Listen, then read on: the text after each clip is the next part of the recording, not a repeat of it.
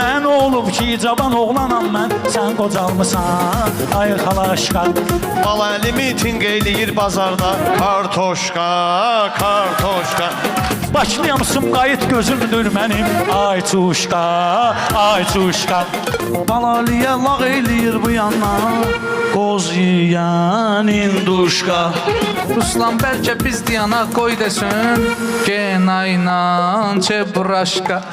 Meyxananı şahmat kimi hesab elə, mən şaham, sən peşqa. Rəşad olsa şaha əmr eləyərdi, dur çaysız bir çaşqa. Rəşad bilər, mən bilərəm qardeşim, o eliş, mən röşqa.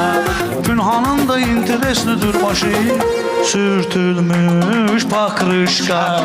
Ruslanın da burnu intereslidir, signaldur vazduşqa. Sən Qalimbagen hədiyyə eləyirəm, iqruşqa, iqruşqa.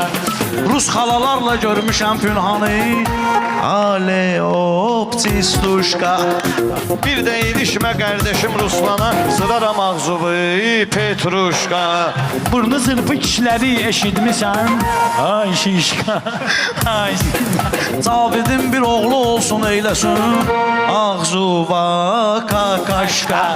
Mən gözəlimsən, sevirəm mən səni, qalp qalpə, aşq aşqa. Əruz indi gözünə görsənir onun, müfteyilü mafaşqa.